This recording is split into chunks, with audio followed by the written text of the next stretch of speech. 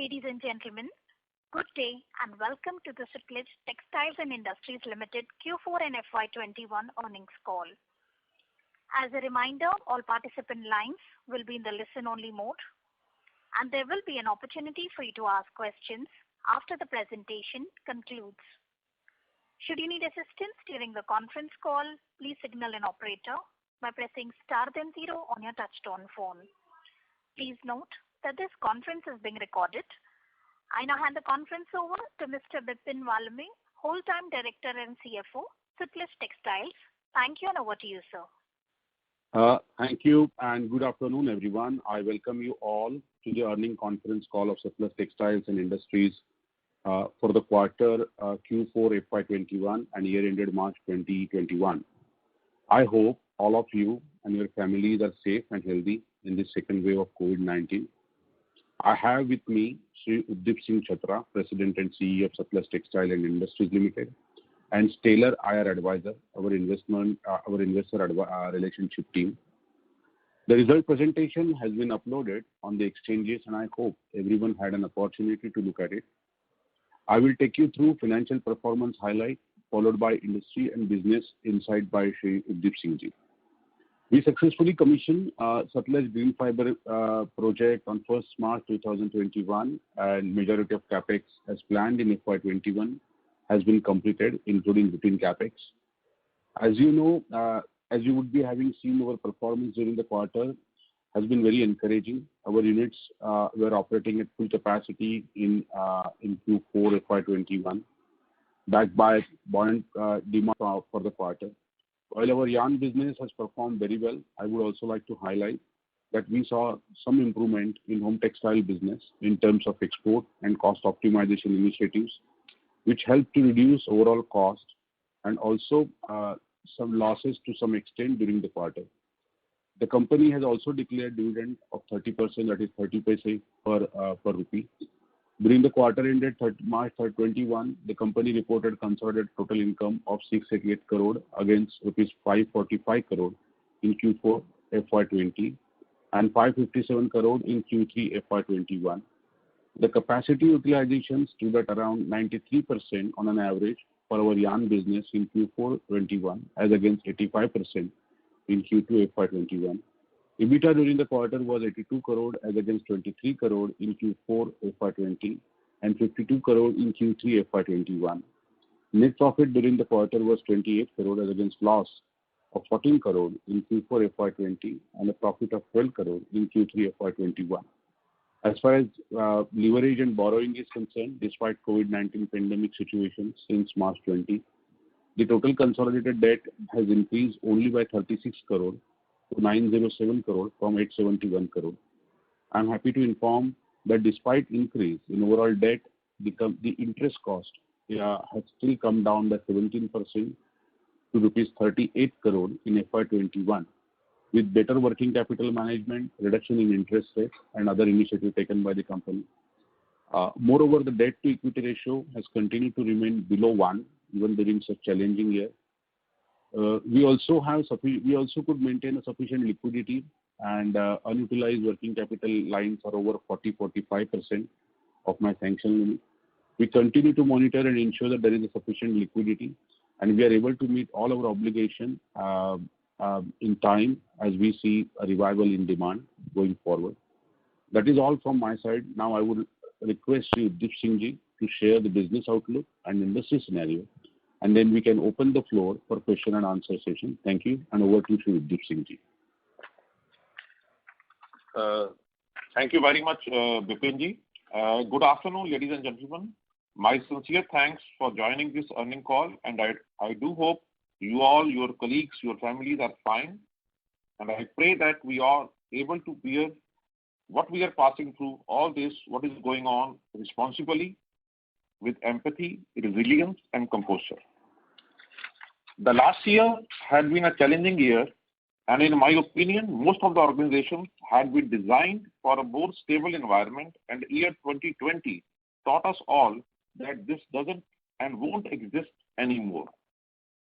The year made every organization reinvent not only by having a new strategy, but also understand and shape our work settings how the work is coordinated in order to inspire our colleagues, employees, serve customers, exhibit social responsibility, and above all, delight our investors.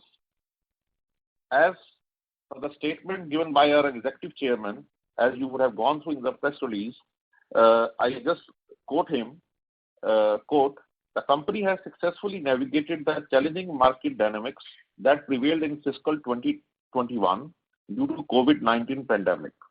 The successful commissioning of the green fiber plant in March 2021 will further help in our cost optimization efforts through backward integration and margin enhancement. Our operations continue to run normally so far in the midst of second wave of COVID-19, which has disrupted economic activities in India and globally. However, the company is conscious and about the future outlook in near term and continue to focus on cost optimization and its diversified product portfolio." Unquote. Satluj, as I said, had been no different, and we all strive hard to be agile and adapt in evolving scenarios week after week. Our leadership and the teams exhibited strategic agility, mindset, position to win in future. For example, on the front end, we did not only concentrate on penetrating existing markets, but also created new and uncontested markets. We did not think of beating the competition, but moving ahead of competition by focusing on customers. In short, our teams did well in an environment of volatility, uncertainty, complexity, and ambiguity.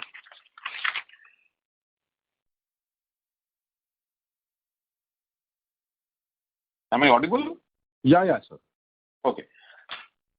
The entire textile and apparel industry, specifically the yarn manufacturers, witnessed huge revival in demand since second half of the year, and Satluj was no exception.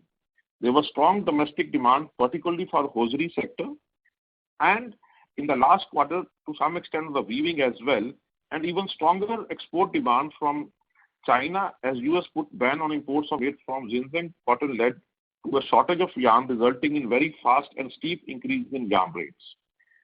There was even a good demand for home textile sector, that is bed, bath, and carpet sector. And China Plus One policy of brands also resulted in shift of orders to India and increased demand from the US and other developed countries on account of work from home, and increased requirements of hygiene, wellness led to home textile sector doing exceedingly well, especially in bed and bath. During the quarter, we at Satluj have been able to work out at almost full capacities. As Bipin said, it was about 93-94%, and it was backed by a very buoyant demand. I'm pleased to say that during the year, on 1st March 2021, we commissioned commercially our production for a green fiber plant at Baddi with a capacity of 120 metric tons per day. This was a Herculean task because we did not have the physical support of the manufacturer and technology givers from China. At any point of time, we would have expected almost 30 plus engineers from Chinese technology suppliers to be there for the commissioning of the plant, but we did not have any. So our teams did well to do this online with our Chinese supplier support, and they supported us very well. So thanks to them as well. Now coming on the raw material front, I would say the cotton is going to be stable, though we looked at international prices as per the future ICs have softened in the last few days, but overall price outlook remains bullish on weather concerns in Texas, as major growing area in US is reeling under drought conditions. However, COVID-related developments have been playing spoilsport, forcing arrivals of raw cotton to slow down, closure of ginning and pressing factories on account of shortage of labor, and slow movement of goods and reduced consumption. Arrival of cotton have dropped significantly as COVID situation aggravates across different cotton growing regions in the country.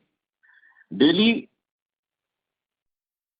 Arrivals have come down to around 15,000 to 20,000 bales from a peak of 2 lakh Indian bales, with the cumulative seasonal arrivals reaching around 336.4 lakh, that is approximately 93% against the crop of 360 lakh bales as on 30th April 21.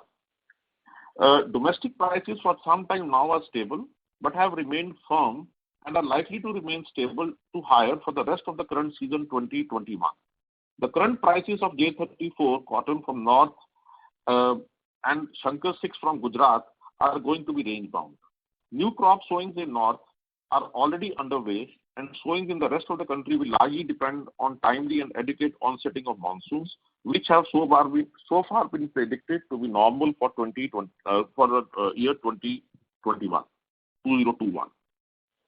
However, the yarn production cuts, if any, will impact the consumption of cotton fiber, leading to higher ending stocks in the current season. Coming on polyester prices and PSF are likely to see a stable to firm trend on the back of high international prices and weaker rupee. PSF being most versatile and one of the cheapest of the man-made fibers, and its ability to run in 100% and in blends and replace other fibers, the adverse impact on its consumption is limited. Hence, there is little pressure on prices. On recycled fiber, the prices are likely to remain under pressure due to COVID-related developments and poor domestic offtake. However, there is a constraint on the availability of PET bottles because of this COVID situation as well, and as a feedstock, and this might keep prices range bound. Viscose seems to be stable to range bound. Acrylic, the price sentiment for acrylic remains weak on the back of declining feedstock of ASEAN prices, which have substantially corrected in the last 15 days or a month. Acrylic yarns are being highly local product. The current poor offtake in the wake of COVID-related developments in different markets is weighing down heavily on the prices. We are also aware that there might be impact on the demand due to recent second wave, which has gripped the nation. We are making all efforts to minimize the impact by exploring alternative market segments, territories, and reallocation of production capacities. There is a movement of labor as well. I mean, the workforce has moved out of the fear as well, and those who had gone on leave pre-Holi, they are little reluctant to come back. We are making all our efforts to get our people back to work. While there might be some challenges in the short term owing to the second wave of COVID-19, we are confident that we'll be able to sail through with our dedicated and collaborative efforts with all our stakeholders. Thank you very much, and now we can open the floor for Q&A session. Thank you very much. We will now begin the question and answer session. Anyone who wishes to ask a question may press star and 1 on the touchtone telephone. If you wish to remove yourself from the question queue, you may press star and 2. Participants are requested to use handsets while asking a question. Ladies and gentlemen, we will wait for a moment while the question queue assembles.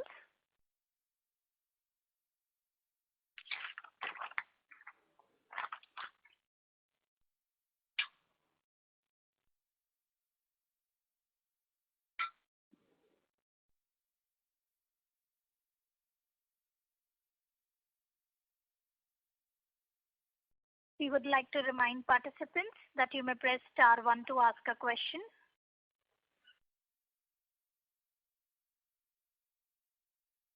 The first question is from the line of Hitesh Gandhi from Discovery Capital. Please go ahead. Hi, and congratulations on your number. I just wanted to understand from your own perspective, these high spreads which we are seeing on cotton yarn and even on the polyester side, how sustainable do you think these are? I mean, and if you could also give us your own perspective on the rationale behind why these have gone up so high, and how you see this playing out over the over the next kind of, let's say, 2 years or so? Thank you, Mr. Gandhi, for a very pertinent question in the times. Cotton yarn has seen a surge over the, I would say, last 2 quarters especially. And this surge has come by way of the high demand in China and also in other countries, especially even in US, where the yarn has been exported, and because of the ban on the Chinese particular province of Xinjiang. And this demand has given impetus to export from India as far as the yarn is concerned on one side. Second, in the domestic market also, because of the garmenting, which has increased over a time because of the exports, the cotton yarn demand had increased in the last 2 quarters. This has, in fact, the prices have gone really up, and now the prices are undergoing some correction in the cotton yarn as well.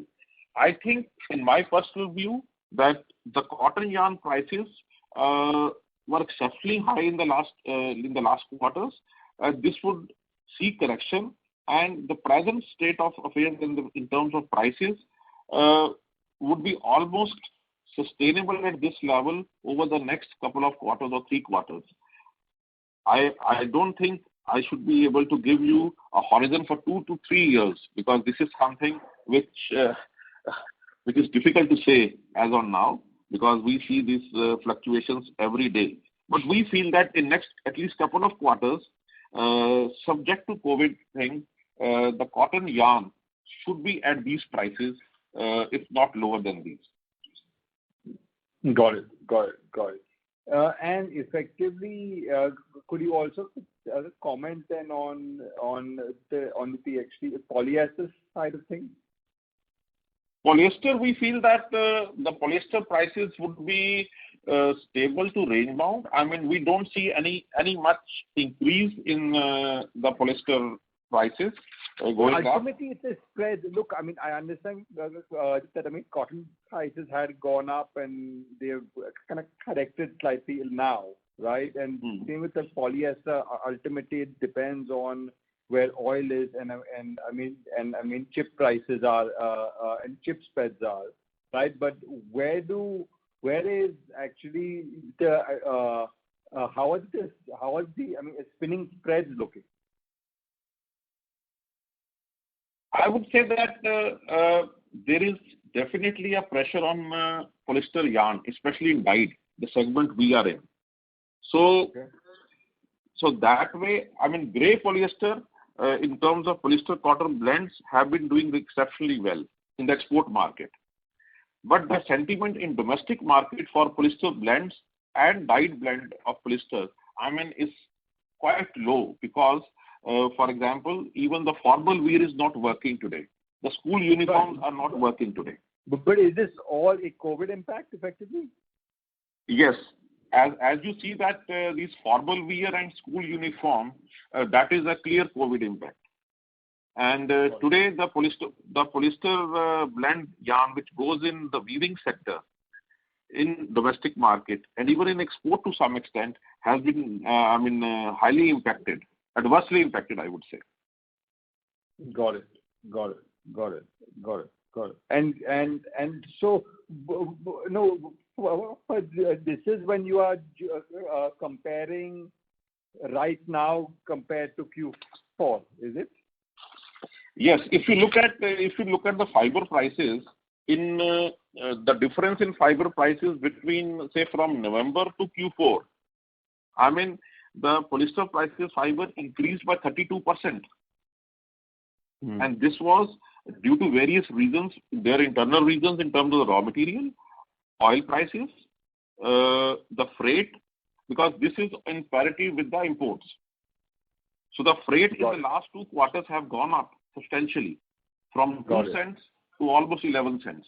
And these are compared on CIF basis. Understood. Got it. So if we were to look broadly speaking of where of the kind of EBITDA we'd expect to do into, let's say, 22, what is sort of a number which you would be able to sort of give us some sort of guidance towards? I would say that guidance, it is too early looking at the second wave in India, and the way this migration in the workforce is also happening, and little bit of volatility in terms of what you say that what is the capacity utilization and the demand. See, today almost whole of India is, I won't say under a complete lockdown, but yes, it is in a near state to that. So the malls are closed, the front end is almost down, the retail is almost closed. So therefore, I mean, it is little early for us to say that what numbers we would expect. We are doing this on week to week and month to month basis. And I would not like to give any number. Let me put it to you another way. In a non-COVID environment, what should we expect normalized quarterly EBITDA to be? Because obviously, the last entire year and a half, or maybe even 2 years after the whole inverted duty structure, all of that has all been tricky. But I'm saying now, given where we are, what would a normalized EBITDA be in your view after COVID ends? You can give that on a quarterly basis or annual basis, however. I would say that we can expect to do something better than what we have been doing. So to give you any number at this stage, I have a limited. But is the Q4 the number actually, which is obviously extremely attractive? Is that should we be seeing that as a slight anomaly? Yes, in terms of the pent-up demand, because there was a pent-up demand over the last three quarters, or the last 2 quarters. I would say quarter 1, quarter 2, the pent-up demand all across the world, that was there. That led to this performance of the companies in the later half of Q3 and the full quarter 4. So I would say it is a little bit of anomaly, but the company should strive to, to turn it as not an exception, as a rule. Okay, got it. I have a few additional questions, but I'll get back in the queue and after that. Thank you. Okay. Thank you, Mr. Gandhi. Thank you. The next question is from the line of Prerna Jhunjhunwala from B&K Securities. Please go ahead. Thank you, and congratulations, sir, on a strong set of results after a very long time in the industry. This is really getting back on track kind of a performance. I would just like to understand that, despite the strong pent-up demand in the industry and favorable demand-supply matrix driven by export markets and improving demand in the domestic market, why are we still below our normal? So prior to FY18, we used to be at EBIT margins in the yarn segment of around 10%. That was looking sustainable in that period. So how much what are the challenges on coming back to those margins, and when do we see that coming in and organically without the support of this new plant that you have commissioned in March? Just trying to understand the industry and your performance in line with that. Okay. Thank you, Prerna, for the question. Yeah, good question. So I would say that we expect that we should be on a right, what you say that the performance before 2017, you said? In FY18, before FY18, you were consistently making around 10% EBIT margin in the yarn segment. Yes. So I think going forward, looking at what we have developed some products in yarn as well, developed some market, and trying to, go across the competition. I think we should be able to do that in near to distant future. We should be able to be, there with the help of certain measures which we are taking, and we have been taking in the past as well. The industry, this is a cyclical industry, and it's based on typically on man-made fiber, because we are predominantly in the polyester spinning. Most of our spindlage is for polyester spinning. So It is basically we are looking at innovation and the conversion costs. So I think we should be able to do that to reach there or to better this in the future quarters to come or a year to come. What will be the triggering factors, sir? Actually, what I'm trying to understand is we had pretty strong demand in fourth quarter also. I was expecting that we should reach, if at all in fourth quarter, if this demand scenario is sustainable, then maybe this should happen in near future only, if possible. And what are the challenges to the same? I'm just trying to understand why you're saying 1 to 2 year and not in near term. No, I'm saying in near term only. Now the second wave came in. Otherwise, I mean, we are hopeful that we will be able to maintain that of the quarter 4 going forward. But the second wave, this was, I would say, I can't say unexpected, but yes, it has a far larger, far-reaching impact. So, which is going to impact us. Minus this COVID situation, we should be able to do this in near future. Okay. And there should be, beyond this 10%, there should be margin accretion even from this green fiber plant that you've set up. What kind of margin addition it can do to your normal margin range is, I think we were looking at almost half to 1% level, Bipin, if I'm right? Yeah. You are right. Okay. So which means percentage accretion at EBITDA level, but yeah, EBITDA level. We are talking about EBITDA level. EBITDA level, yeah. Okay, so EBIT level it will be around 0.7 or that it can add. Yeah. So which means we will be between 10.5 to 11% sustainably, maybe when things normalize and yes, become better. I mean, we should be. I mean, that is what we expect to be. Yeah. Okay. And sir, as you said that the demand in the home textile space is very strong in the US, could you just highlight on your home textile company in the US, how has been its performance and what kind of integration levels we are seeing in the domestic and in the Indian capacity and US front end? Very good. Thank you for this question because I did touch upon this point in my opening remarks. So I thought I'll have only the question answer session. So as I said, home textile business, which has really gained impetus world over, is in bed, bath and hygiene, right? So our type of business in upholstery, curtain and made-ups is a discretionary spend. However, having said so, we have done better this year as compared to last year's in terms of exports, especially in US. Thanks to our teams that we created virtual showrooms, there was no traveling, and this is some category which has a long gestation. The first sample you show to a customer, the first PO you get is about 8 to 9 months.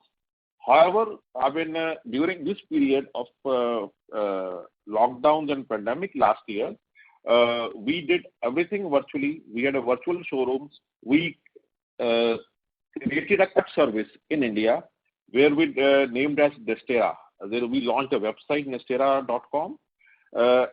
This is on the domestic front. I'll first touch upon the exports. Export we did better in US market because they were open for a fairly longer period of time. And we had already done homework over the previous year so that we got business in this year. So we had good export and we had new door opening both in US as well as UK and also in Middle East. So our export performance, that is why if you look at our numbers, of course, there is a loss, but still it is less than what we have been doing in the last year. So export, we have got traction during this year. And going forward, with this brand coming in as a cut service, Nestera, we expect that I think in about 3 to 4 quarters, we should be doing better in this cut service as well. As far as the stick market is concerned, there have been a lot of challenges during the last year as well, and now also. When we are facing almost a lockdown situation everywhere, no retail is working. So in domestic market, we have a challenge, but we are putting all our energies on the exports. and we expect to do better in exports in the coming quarters. Okay. If you want to know more, so we launched almost 90 new SKUs in furniture manufacturers in US as well, and the synergies with our American silk mills have really gone up during this pandemic period. Okay. Understood. And sir, my last question on dyed versus grey that you mentioned in your opening remarks, that grey yarn continues to remain strong and dyed is seeing some challenges due to COVID resurgence. Could you please highlight now what is the margin difference as a category, not for you, but as a category? And you were earlier, waiting in your earlier calls, you have mentioned that you are not utilizing your capacities for grey yarn. So what is the scenario right now with your company, and what are the industry margins in grey versus dyed? If you can help there. Yeah, there are a couple of things in this. Number one, the application of dyed is, say, in case of synthetic yarn, comes mainly in the formal wear, right, where we are in. So we have to shift to knitting sector. That is one. On the cotton, I mean, the delivery times of the cotton yarn are much lower than the dyed yarn. For example, in any dyed yarn, you need a delivery time of at least 45 to 60 days in India. Yeah. Whereas in case of cotton yarn, this is a commodity. So the deliveries could be immediate in terms of, say, 5 to 10 days or whatever. I mean, because you can store as well. There are no shades in that. This is a grey cotton yarn. So the pent-up demand which has come after this COVID period, the first COVID period, is mainly in grey yarn, where there was less, I would say, competition from China, and the demand in China was too much. So that is why the grey yarn, you would have seen, the grey yarn companies are showing a EBITDA margin of almost 15 plus, right? Some of them going to 18 or whatever. So in grey, it had been there in the last quarter. But in dyed yarn, these margins would not be more than, say, anywhere between, if you look at EBITDA levels, what we have in terms of, say, synthetics could be in the range of 10 to 12%. And in case of melange, it could be more. Okay. And the demand for melange yarn continues to remain strong, sir, in current scenario? In current scenario, demand for melange yarn is good, I would say. The only thing is there is a time lag between grey and melange. So melange yarn today is okay, even in the COVID situation of second wave. However, I mean, because this all goes in the brands. So once it comes to the brand level, then there may be some pressure on the demand as well. Today, demand is, I would say, it is stable, what it was in the month of April. So we are not seeing much adverse impact so far. But we don't know anything what happens in next month. Okay. So my last... Certainly it is better than synthetic, yeah. My last question is on is whether the scenario, you mentioned this grey versus dyed for the cotton yarn. Is it similar for blended also? Yeah. When I was talking about dyed, I meant blended. The polyester, viscose and all that. Cotton dyed is mainly with melange. Okay. So that clarifies. Thank you, sir. I will come back to the question queue if there are any further questions. Thank you for detailed answers. Thank you, Prerna. Thank you. The next question is from the line of Ritesh Poladia from Girik Capital. Please go ahead. Yeah, sir. Thanks for the opportunity. Sir, couple of things on macro. Have you seen any spinning capacity getting closed down because of this pandemic, and demand supply has gone under change? I would say in quarter 1, quarter 2, yes, of last year. But quarter 3, quarter 4, no. In fact, Q3, Q4, we did not see much. We see, in fact, the companies or the smaller companies which were facing this working capital issues, they came back in Q4. So we didn't see much closure in terms of the spinning capacities. There may be some capacity reduction in the sense that if a mill has 1 lakh spindles, they would be running, say, utilization could be only up to the extent of 70-80%. But the closure, I don't think that we have seen much closure in the last 2 quarters. But first 2 quarters, yes, definitely yes. So there is no permanent closures as well? I don't think so. There is too much of that happens every year, which goes unnoticed. So this year people were noticing it, so it is coming in the forefront. But I don't think there was too much of permanent closure of spinning mills. Okay. Sir, on your 93% utilization, it's really great to see this kind of utilization in challenging times. But sir, how would you rate your mix of productions? Like, is it at the optimum level like before pandemic, or still there is a scope to improve it? I would say if you look at 93-94% utilization in dyed yarn, because in case of grey, this could be higher. For any grey cotton yarn company, this utilization should be in the range of 96, 97 plus, right? In dyed, it is in the range of, say, 94 to 95, or in certain cases, maybe 95.5, because there are changeovers. There are smaller lots. So the utilization is impacted by these things. So I would say that there is always scope for improvement. I would not say that there is no scope. There is always a scope for improvement. So we strive to do that. No, sir, what I mean to ask was, is this very optimum production in a way that whatever high value yarns you are producing, is the demand back on that side, or it's still you are doing a low to medium kind of yarn? In the last quarter, we did have much more value addition than we are having now in this quarter, and especially this month, right? So because your domestic demand is very low now, it's almost negligible. Therefore, you have to venture into the territories outside India, or you have to take some business which is a little low margin business. So I would say that this month and this quarter is impacted because of this. You mean to say April, May, June quarter? I hope so, yes. Okay. And the March quarter was optimum according to you? Yes. I would say it is on the, not optimum, it was aggressive. Okay. Fair enough, sir. Above optimum. Sure, sir.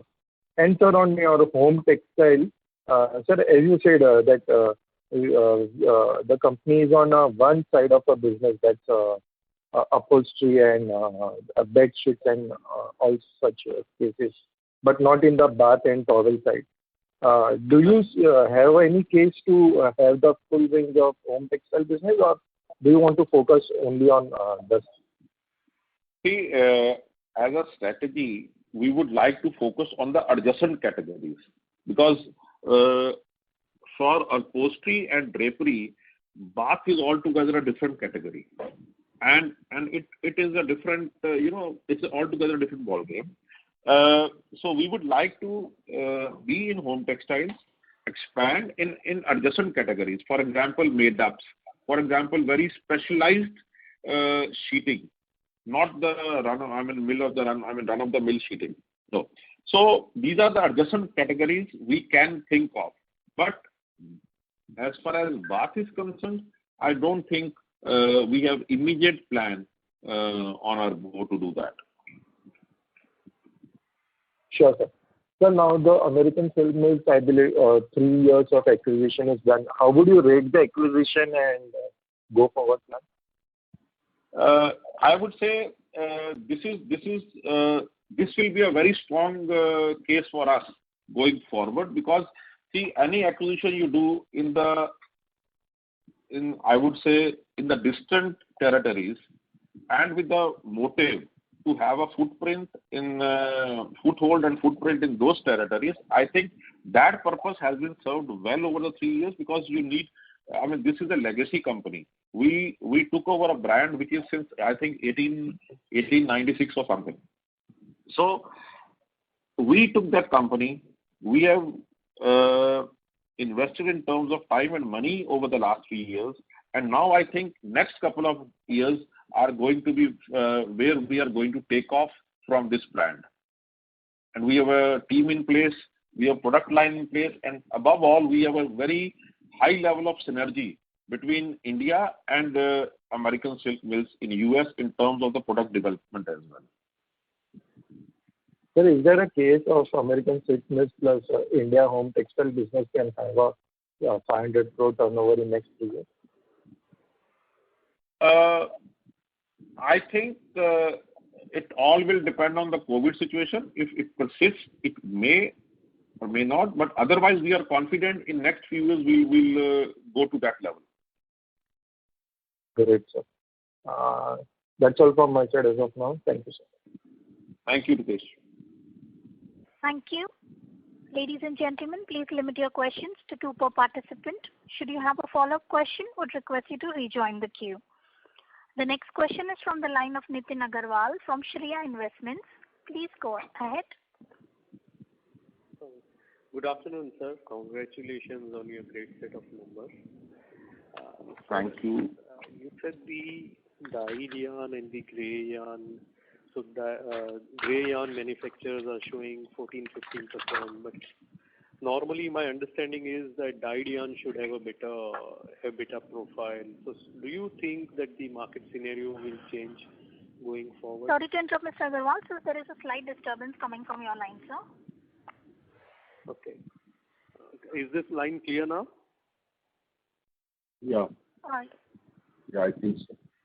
Yeah, go ahead, Mr. Agarwal. We are able to hear your question. So my point was that you said the grey yarn people were making 14-15% EBITDA, whereas in the dyed yarn the EBITDA contribution is less in the present market scenario. Do you see this improving going forward?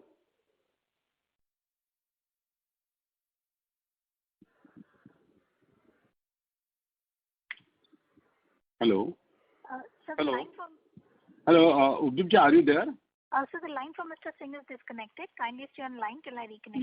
Yeah. His line got disconnected. Just a minute.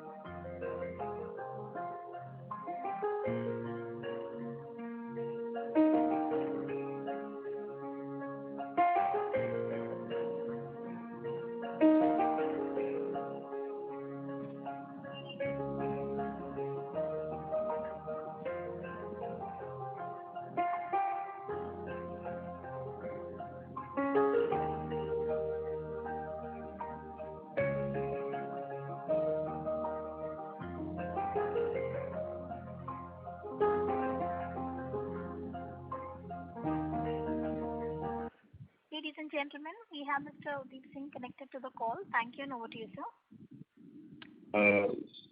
Sorry, the call got disconnected. Mr. Nitin Agarwal was asking a question on dyed yarn and grey yarn on the profitability. Yes. Okay.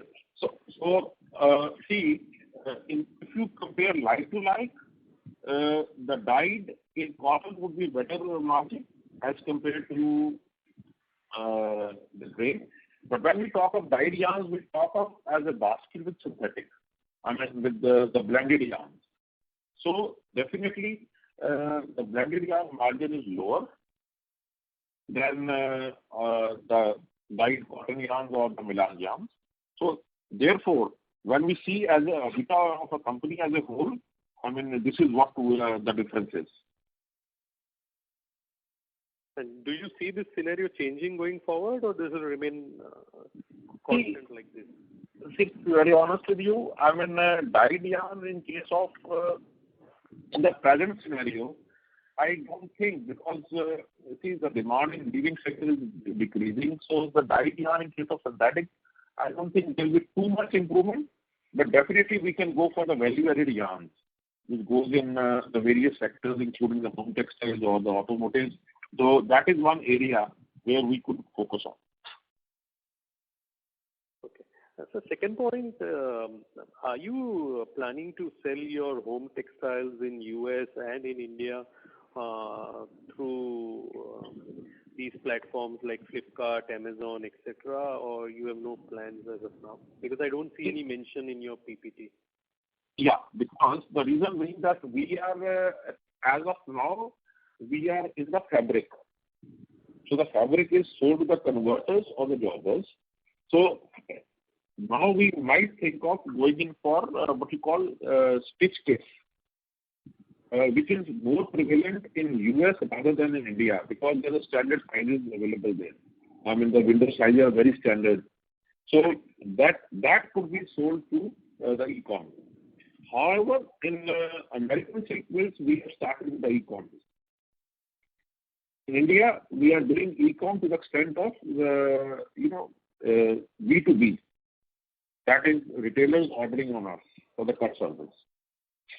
Okay. But that is only through our own website. Okay. Thank you, sir. I'm done with my questions. Thank you, Mr. Nitin. Thank you. The next question is from the line of Hiten Boricha from Joindre Capital. Please go ahead. Hello. Good morning, sir. So my first question is on the realizations of the yarn. So can you give the realization number per kg in Q4 FY21 versus last quarter versus last one? And I have one more question after that. Okay. The realization of the yarn on an average would be in the range of, say, 230, 232 in the last quarter. And I think it has improved a little bit from the third quarter. Okay. And what was it in Q4 FY20, sir, last year? Last year, I think it was in the range of 210, if I remember correct. Around 270. Yeah, 270. Yeah. 217, 17, right? Yeah, around that. Okay.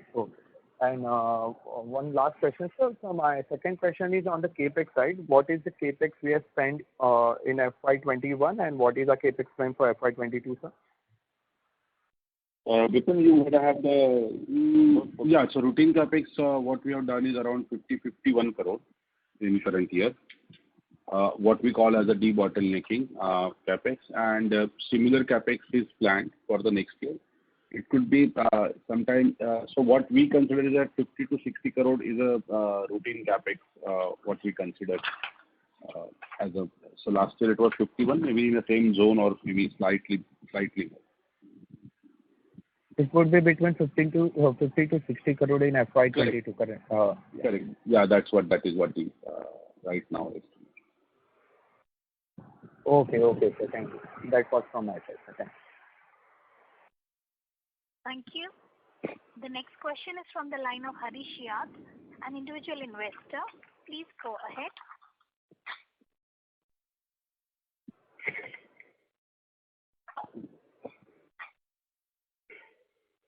Mr. Shia, your line is unmuted. Please go ahead with your question.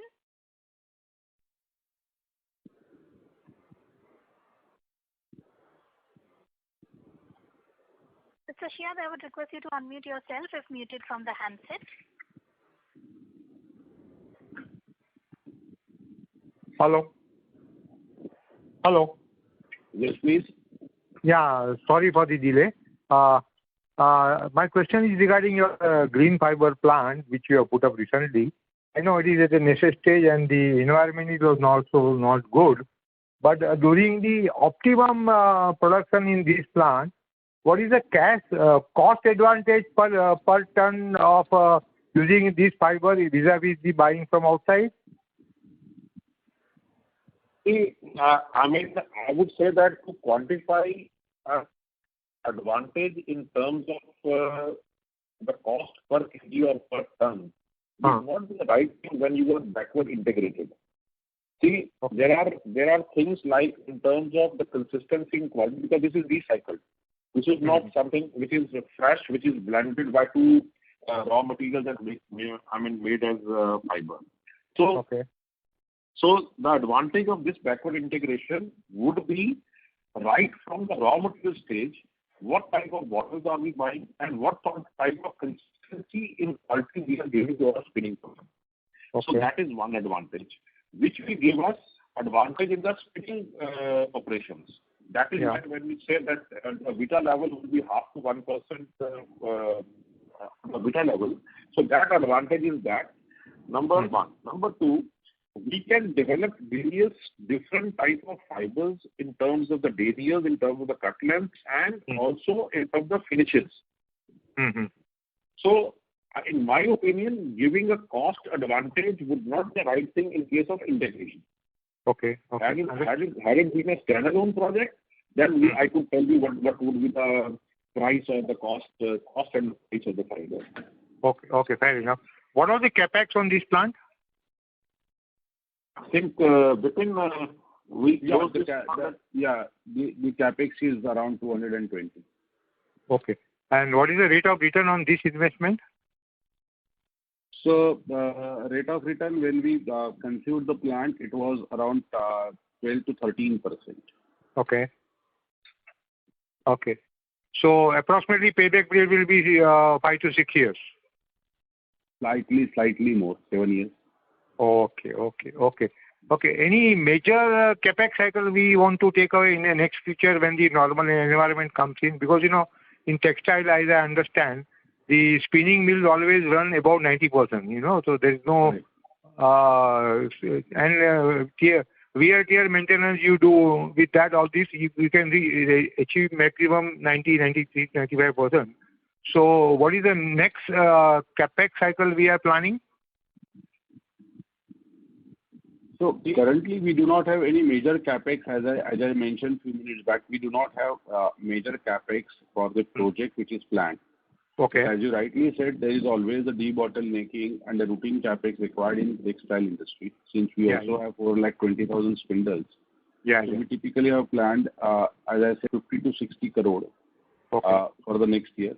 Now it depends on slightly, it may move up or down depending on the situation, because it also depends on the delivery timelines of some of the suppliers. Which has got elongated. In terms of the size, we are 420,000 spindles. So how big we are as compared to the other peers in the India? How big we are in terms of ranking or whatever you can tell? See, this spindles is little, I would say, in terms of only the spindles, if you look at, we are at a good level in India, because if I remember correct, the highest level in India could be almost 1.2 million or so. One or two water company. But at a level of 4 lakh plus, and that too on the dyed and melange, I think we are one of the highest. Very good. Thank you very much for responding to me, and all the best to the whole team, and look forward to the better days ahead for all of us. Thank you again. Thank you, Mr. Rish. Thank you. Thank you. The next question is from the line of Rishabh Makhija, an individual investor. Please go ahead. Hello. Yes, Mr. Yeah. Rishabh. Hi. So congratulations on the good set of numbers. I just have one small follow-up from one of the earlier participants' question about the margin addition from our green fiber plant. So if I'm not wrong, earlier quarters, we had guided of our margin addition of 1 to 2% over the next 1 to 2 years. And now that has come down to 0.5 to 1%. So just wanted some color from you on why this guidance has come down. See, number one, because we have to look at what is the present situation in the recycled fiber today, right? Okay. So the recycled fiber today is almost, I would say, at the lowest of the prices as of now, right? So the only what we are getting today, but yarn prices are not, giving that much margin today to the spinner because of the various reasons. In the COVID situation, when your utilization are less, so you cannot, your EBITDA is affected because you have the cost which are lower than the less production. So that is one reason. If you look at today, this margin is reduced to almost less than 1%. In a steady state, this would definitely give us more than that to the extent of 1.5 to 2%, as we said in the earlier call. Okay, understood. So in the long term, we are still hoping for 1.5 to 2%. Whatever it was, I think it was about 1.5 to 1.7%. Yeah. Okay, understood. Okay, that's it from my side, sir. Thank you and good luck on the coming years. Thank you so much, Mr. Rishabh. Thank you. Thank you. Participants, to ask a question, you may press star and 1 now.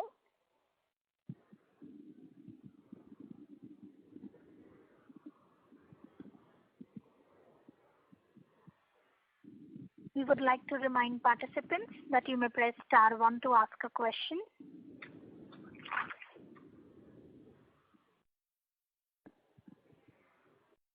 The next question is from the line of Dakshit Jain, an individual investor. Please go ahead. Is there anything which you are planning to adapt from our competitors like RSWM and ICIL?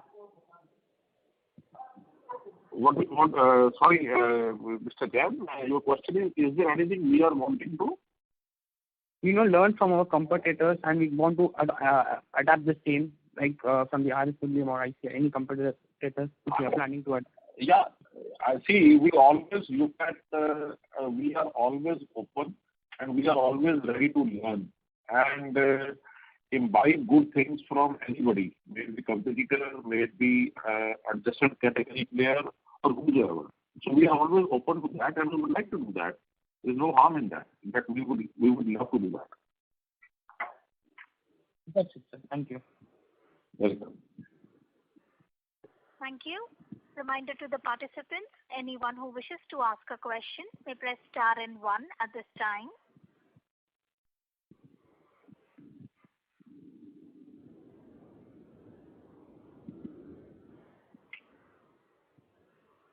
The next question is from the line of Ridhima Chanda from Roha Asset Managers. Please go ahead. Yeah. So just one question. In our total portfolio, how much revenue contribution is from polyester yarn and cotton yarn, and how it was 2-3 years back? If you look at in terms of the capacity wise, we are almost, I would say, 35 to 38% on the cotton, and the rest is on the polyester blended yarn. Okay.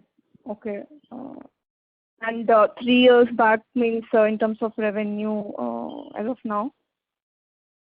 3 years back? I mean, what it was earlier, the ratio was same or? No. The ratio, I think it changed in the year 2017. Earlier it was much more on the blended yarns as compared to cotton Milan yarn. Okay. Thank you, sir. Welcome. Thank you.